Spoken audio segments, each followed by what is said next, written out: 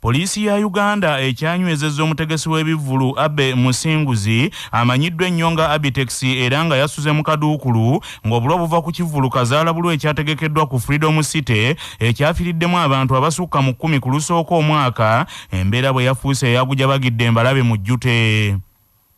Kyategeerekese nti wakati mu bikujjuko ebyokwaniriza omwaka omujja ku Freedom City ekivvulu kyategekebwa munda mu kizimbe eky'ekisenge wabula nti akaseera ak'okutulisa ebiriroliro bwe kaatuuka ate abatestes kwe kulagira abantu bafulume wabweru baliise ku maaso ekyaddirira nti kaali kagugumuko nga buli muntu adduka alabe ku biriroliro olwo nno abantu ne balinnyagana. Kitegeerekese nti abavunaanyizibwa ku Freedom City poliisi bo tennabayadde okubayita okubaako kye bannyonnyola ku byabaddewo okuggyako omutegesi Abe Musinguzi eyakwatiddwa akawungeezi k'eggulo anti bulijjo kyabangi kirondo bamu nnawalubwa. Gavumenti ya Uganda okuyita mu amyuka omukulembeze wa Uganda Meja Rose Jessica Lupo yawaddeyo ensimbi obukadde 5 eri ab'enganda z'abantu abaafiiridde ku Freedom City. Amyuka ayogerera polisi mu Kampala n'emiriraano Luka Owesigire ategeezezza laadiyo ya Kabaka Kyabassa nti Abitex akyali mu mikono gyabwe olw'okunoonyereza kwe baliko. Yasuzeeyo tunoonyereza saazi we ziggwako nga tumuwa bbo mutwala mu kkooti omutwala. Abatuuze mu kabuga k'e Kabale Bugonze Bukulula mu disitulikiti ey'e Kalungu bali mu maziga omuliro ogusaanyizzaawo emmaali yaabwe ya bukadde na bukadde bwa nsimbi mu ngeri y'ebigwawo tebiraga waddiga kyava atambula n'omwana gwe.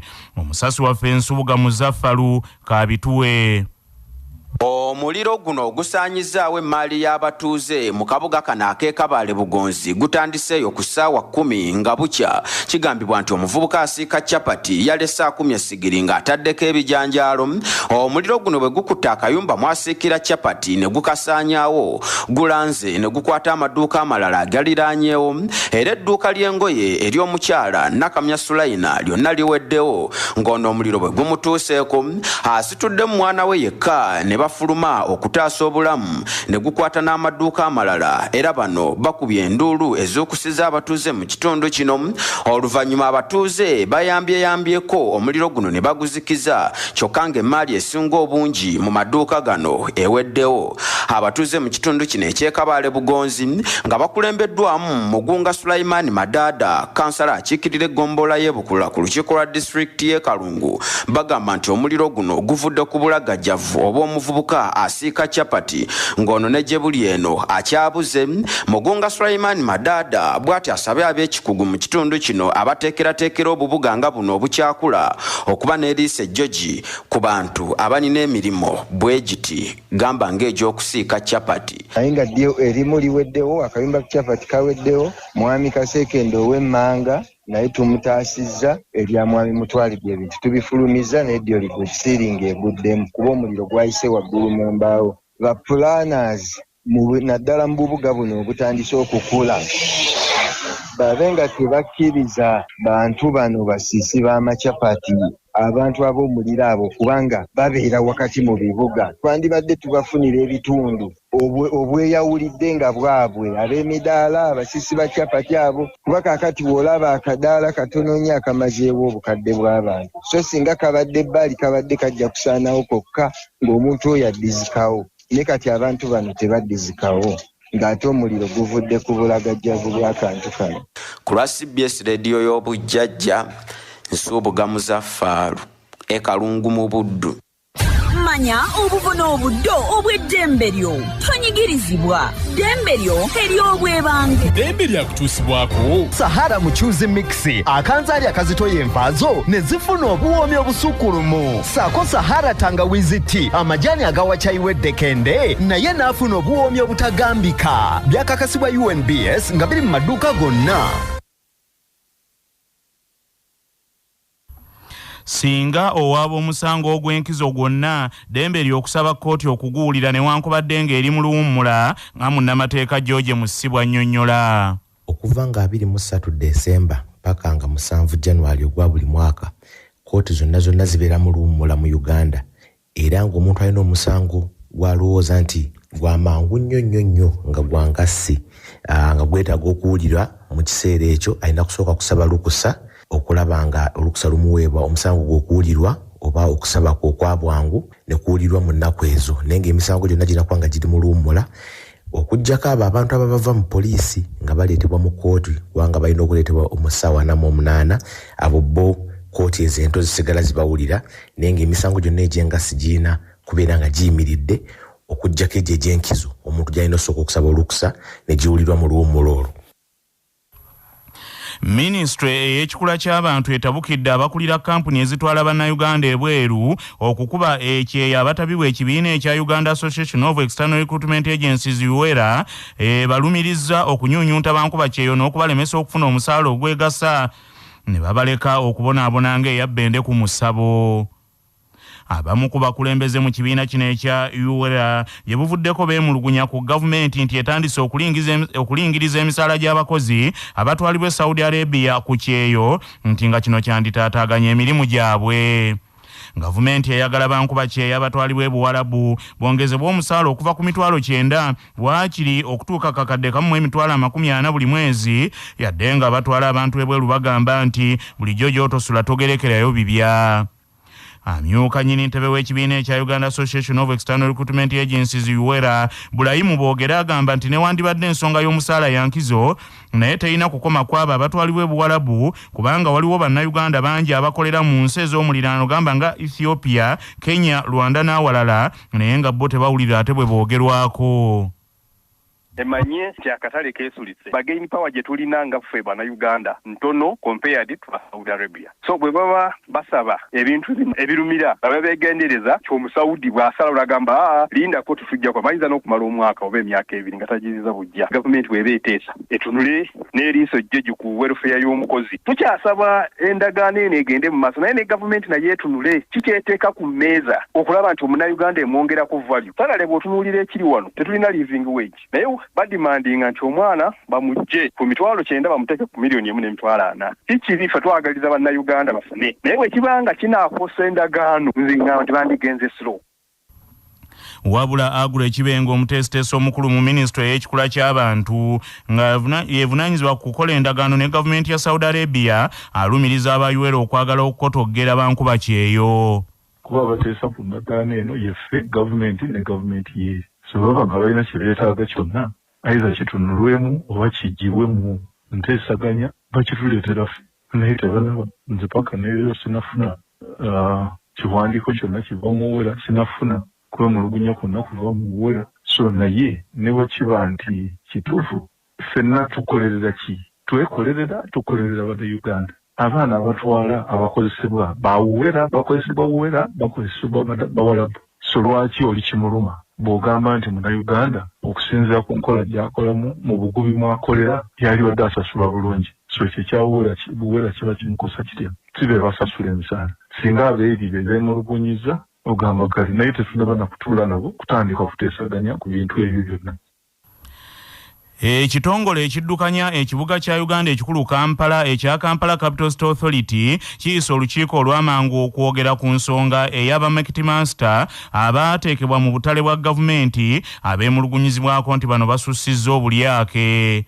Ensisinkano eno kitegerekese nti egenda kutuula olunaku olw'enkya era egenda kwetabwamu minisita owa Kampala Ajati Nabbengo Minsa Kabanda n'abakugu w'ekibuga Kampala Dorothy Kisaka n'omumyuka we David Luyimbazi n'abakulu abalala.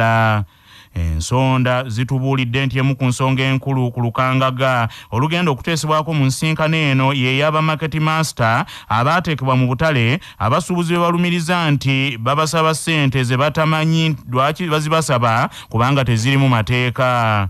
Ensonda zitegeezeza laadiyo ya Kabaka Kyabasa mujugumiza ggwanga nti ba Market Master basaba abasuubuzi ensimbi ez'enjawulo okuli ensimbi ez'akabuyonjo, ensimbi ez'akasasiro, ensimbi ez'amasannyalaze wamu n'ensimbi ez'ebintu ebirala ate ng'omukulembeze wa Uganda General Yoweri Kaguta Museveni Tibuhabulwa ebyo yabiyimiriza dda.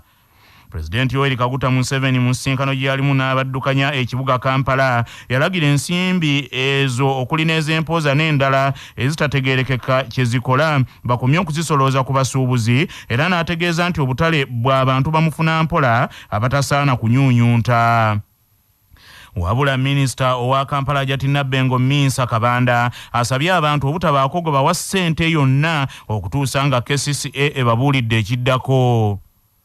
Mulimu Master Administrator from KCCA tuwe meeting ncha tu review nje buli mwatuulira ate ssente babasaba zaaki tunoonyerezaako tulabe kubanga bannange abantu okubanga balaba nti nno President yagambye temukola kino naffe ne tuvaayo ne tugamba temukola kino lwaki oba okikola ate kuba kati wali agenda kukuba miggo twali agenda kutwala mu kkomera abampuliriza mwenna abantu bonna bampuliriza lwaki ate oba okwata ssente ogaye nti oli azinsabye ez'ekimpatiira naye tugubasinga toli muntu akizwa kujja kusereza kimpatiira nti ate muwadde ssente zaavaawo mulinde ssente tubabuye nti ogenda kukola buti.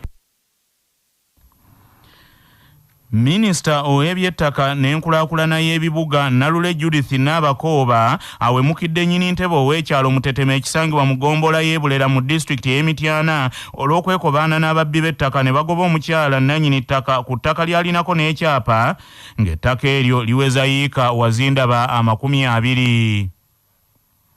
Minister Nalule Judith Nabakooba asinzidde Kalangaalo mu disitulikiti y'Emityana mu kusaba kwategese mu makaage okwebalizaako Katonda olw'ebirungi byamukoledde n'ategeeza nti nnyini ntebe w'ekyalo bwe yali ng'agoba omukyalo oyo ku kyalo yeekweka mu linnya lye n'atakoma okwo nti n'atuuza n'abatuuze mu lukiiko bonna ne bateekako n'emikono. Bw'atyo Minister Nalule Judith Nabakooba alayidde titagenda kugumiikiriza bubbi bwa ttaka obutuuka ku kiko ekyo. Ku mukolo gwe gumu Minisita omubeezi ow'ebyettaka Paasisi Namuganza yakakasizza nti gavumenti eri mu kaweefube w'okumalawo emivuyo n'obubbi bw'ettaka nga bayita mu nkola ey'okuzimba enju ezituukanye n'omutindo n'okukwasizaako abantu mu kukulaakulanya ebyalo.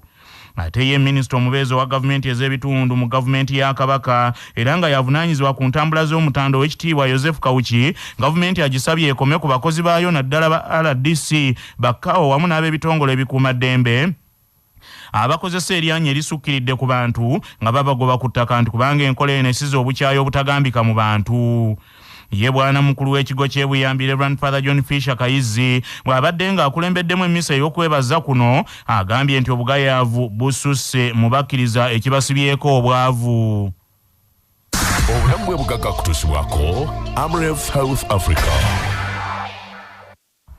Omusawo omutendeke era omubaka omukyalo wa disitulikiti y'e Mubende Opugurania Nakazi bw'agamba nti omulwadde wa Mukenenya bw'atandika eddagala alina okugenda mu ddwaliro okwekebejjebwa. Basobola okubufuna ne basigalawo nga balamu okumala ebbanga ppanvu. Bw'obufuna tewannaba kubaawo ddagala wano mu Uganda libuwonya. Waliwo eddagala eriweweeza oba erisobola okuwanvuya ku bulamu bwo ng'omaze okufuna akawuka ako. Naye emirimu osigala ogikola ng'omuntu wa bulijjo era osigala oli mulamu ku muntu akulaba. Naye munda mu mubiri gwe era wabawo ekikyukako kubanga n'eddagala lyokka lyomira ng'olina akawuka ka siriimu lirina kye likosa ku mubiri gwo. Kakati omubiri gwaffe tuba tugutadde ku ddagala buli lunaku era waliwo ebintu ebirina okukeberebwanga buli kaseera. Limuyisizza litya, ekibumba kiri kitya, ensigo eri etya, ebyo byonna biba bitaaga okukeberanga.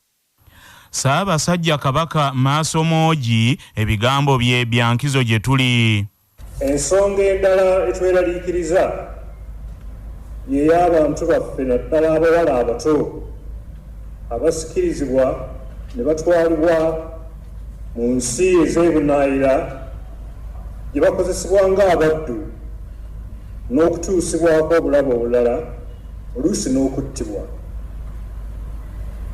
Tulabula abantu bonna naddala abavubuka n'abazadde baleme kulimbibwa nga basuubizibwa ensimbi abavubuka ne batwalibwa mu nsi ne mu bifo ebitamanyiddwa era ebitali birambuufu. Bulijjo kisaanidde okumalanga okwebuuza ku bantu abakulu n'ebitongole ebikolagana n'ensi ez'ebweru. Awo nno omuntu asobola ddala bulungi okutambula ebweru nga tasikirizibwa oba kutwalibwa byatamanyi. Bajjukirenga nti eyo gye babasuubiza okubatwala ebintu tebiba byangu so nga n'abantu abakyamu babaayo bangi. Enteekateeka ezikolebwa wano ewaffe ez'okujja abavubuka mu bwavu tulina okuzongeramu amaanyi olwo nno abavubuka baleme kusikirizibwa kutwalibwa mu buddu n'okubonaabonera eyo. Amawulire g'ebyemizannyo mu mawulire gaffe agakya basafama gakutuusibwako modernity amajani agalimu eddekende omuli aga kisubi tangawizi ne vanira. Wanywedde kacayi ka modernity akawoomu gasange mu maduuka ne supamaketi zonna. Modernity your best choice nga bali wamu ne pikipiki TVS HLX CC 125 epakasa era kati osobola okugifuna ku kibanja mpola okuva mu Mmogo era gyeyune okuva mu Yuvrage ebanda. Ekibiina ekiddukanya omupiira mu Uganda ekyafufa kikakasizza emipiira egy'omukwano 3 Uganda Cranes gyegenda okuzannya n'ensi endala mu nkambi gye yakubye Tunisia okwongera okwetegekera empaka za CHAN ezigenda okubeera mu Algeria okutandika n'omwezi guno. Uganda Cranes egenda kusooka kuzannya ne Sudan olwaleero mu kibuga Southe mu kisaawe ekya Jamal Stadium ku ssaawa 11 ez'olweggulo.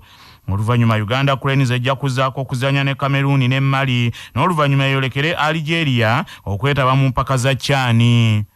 Uganda mu mpaka zino eri mu kibinja ekirimu Democratic Republic of Congo, Senegal na Ivory Coast era egenda kugulawo ne DR Congo nga 14 Januari mu kisaawe ekya 19 Maayi 956 Stadium ekisangibwa mu kibuga Anaba ekituuza abantu 5,1200.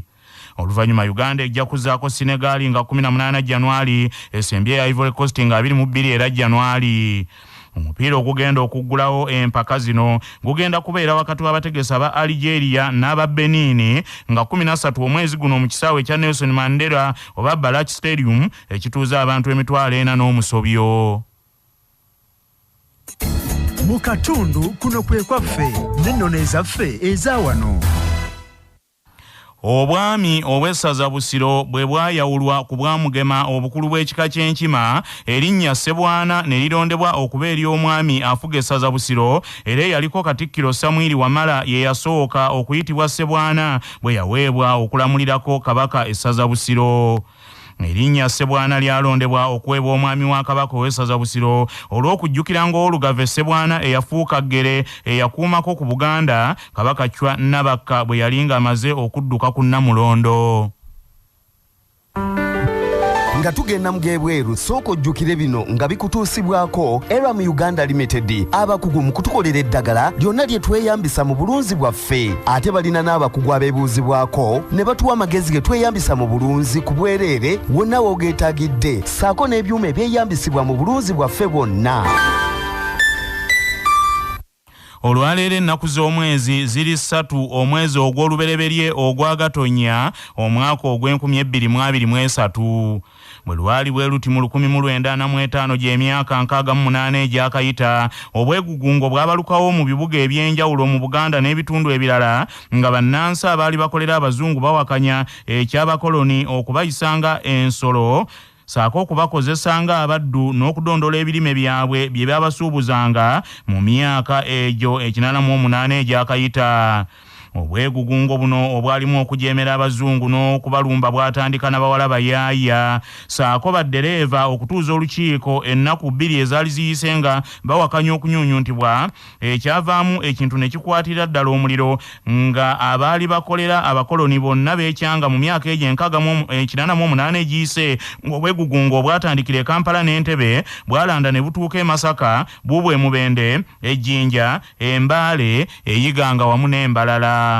Mu nnaku ezaddako abakoloni bakaka Katikkiro wa Buganda ow'ebiro ebyo Samwiri Wamala okulekulira nga bamulanga okukuma mu bantu omuliro ne beegugunga nga bawakanya abazungu era Katikkiro Wamala n'abakungu abalala baabakwata ne babawaŋŋangusiriza essesere. Samwiri Wamala abazungu ne bamuwaayiriza n'okumuwaayiriza nti omutwe gwali gufunye akamogo era ne basobola okumukuumira eyo nga bagamba nti omutwe si mulamu.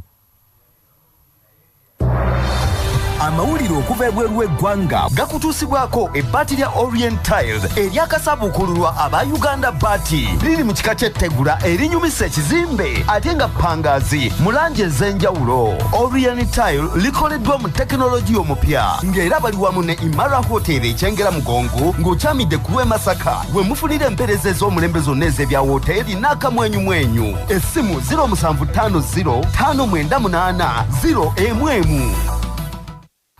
Mu nsi eya Senegal gavumenti yayo eri ku bunkenke nga obubonero bulaga ti bannansi bandiddamu okwekalakaasa nga bawakanya enkozesa embi ey'ensimbi ezaalina okulwanyisa obulwadde obwalumimamawuggwe obwasuzanga bannansi nga bakukunadde nga lumonde mu kikata. Okwekalakaasa kuno kwatandikiriza ku nkomerero ya sabbiiti ewedde nga Abasenegal bagamba nti ensimbi zonna ezaaweebwa gavumenti yaabwe okwaŋŋanga lumimamawuggwe ezisinga abanene baazimeketa bo ne bagaggawala embuto ne batakulira kuli ne bagobolola nnyo mu kujja kw'obulwadde bwa korona era baali tebaagala bugende. Abeekalakaasi bano batabulatabula n'okwogera kwa Pulezidenti Macky Sall okw'omwaka omujja nga baagala ayogere ku bubbi bw'ensimbi ezaalina okulwanyisa lumimamawuggwe e Senegal kyokka banene ne bazigolomolamu ebizimbe ebitemyanga omuntu ng'abantu bo bwe batondoka olw'obulwadde buno obwa COVID. Bannansi ba Senegal nga bakulemberwamu bannabyabufuzi ku ludda oluvuganya gavumenti bagamba nti tewali kuzikiza abaameketa ensimbi ez'okulwanyisa korona bateekwa buteekwa okuzisesema era baagala gavumenti egondere alipoota ey'omulondoozi w'ebitabo ebya gavumenti ebatwale mangu mu kkooti bavunaanibwe. Agavuda mu kunoonyereza wano ku Kyabasa Pharma gakutusibwako Amasharu Uganda Limited abakuleetera eddagala Glyphoma erita olumbugu Demish obuwuka bw'emmwanyi Metako ku kiwotoka. Essimu 0773 77 51 03. Mu mawulire ag'ebyobulamu bannassaayansi bawadde abazadde amagezi balwanyise omugejjo mu baana abato bwe bakizudde nti omugejjo mu bato gukendeeza amaanyi ag'enkola y'obwongo bwabwe ne buba nga tebulasa bulungi ne mu by'omu kibiina ne babeera nga be basiba ekkira. Abayivu mu buto abaakozesanga olugalo okwatadde otulusu okusiimuula ensobi gy'akoze mu kitabo. Okunoonyereza okwa luno bakoledde ku Yale School of Medicine Connecticut mu America ne balondoola abaana 1,100 abatannasussa myaka 10. Abamanyi bagamba nti omugejjo bwe guzinda omwana mu myaka emito gulemesa enkola entuufu ey'obwongo obwongo ne butakula bulungi ne bubanga obutuddeko balaafu omwana n'abanga alwawo okukwata okutoola kw'obwongo n'abanga abakakubake. Abadde omusaale mu kunoonyereza kw'omulundi guno omumanyi Dr. Leah Alexander alabudde nti omugejjo gw'omu buto abazadde bateekeddwa buteekwa okugulwanyisa abaana baabwe bwe babanga ddala banaasigaza obwongo obwefumiintiriza nga tebunnaba kusalawo ku nsonga. Bannaffe amawulire ag'essaawa eno kangamalirize mu bufunze. Poliisi ya Uganda ekyanywezezza omutegesi w'ebivvulu Abe Musinguzi amanyiddwa ennyo nga Abitex yasuze mu kaduukulu ng'obulwa buva ku kivvulu Kazaalabulu ekyategekeddwa ku Freedom City ekyafiiriddemu abantu abasukka mu 10 ku lusooka omwaka kyokka ne wandibadde ng'omutegesi w'ekivvulu yakwatiddwa naye bannannyini kifo kino tebannaba kukwatibwa okubaako kye babuuzibwa ku nsonga zino. Abatuuze mu kabuga k'e Kabale Bugonzi ebukulula mu disitulikiti ey'e Kalungu bali mu maziga omuliro gusaanyizzaawo emmaali yaabwe ya bukadde na bukadde bwa nsimbi. Minisitule y'ekikula ky'abantu etabukidde abakulira kampuni ezitwala bannayuganda ebweru okukuba ekyeyo. Abatabibwa ekibiina ekya URA ebalumiriza nti banyuunyuuta bankuba kyeyo n'okubalemesa okufuna omusaala ogwegasa eyagala bongezebwe ensimbi ze bafuna nga bali ku kyeyo, naye abakola ku mulimu guno bagamba nti ensimbi ezo ze basobola okulamuzaganya n'abo ababakozesa nga bagamba nti gavumenti okuyingirira omulimu gwabwe ebeekoze kikyamu kubanga bulijjo gy'otosula togerekerayo bibya. Senegal gavumenti yayo eri ku bunkenke bwennyini ng'obubonero bulaga nti bannansi bandiddamu okwekalakaasa nga bawakanya enkozesa embi ey'ensimbi ezaalina okulwanyisa obulwadde obwalumimamawuggwe nga obulwadde buno obwa COVID bwe bwajja nti ensimbi ezaaweebwa gavumenti abanene mu yo bazikkakanako ne bazimeketa bangi baagolomolamu ebizimbe ebitemyanga omuntu ng'eri bannansi bwe batondoka. Kati bannansi baagala abanene bonna abaameketa ensimbi ezo bakwatibwe basimbibwe ne mu mbuga z'amateeka bavunaanibwe. Bannaffe amawulire ag'essaawa eno bwe gatyo bwe gagenze tova ku laadiyo ey'obujjajja.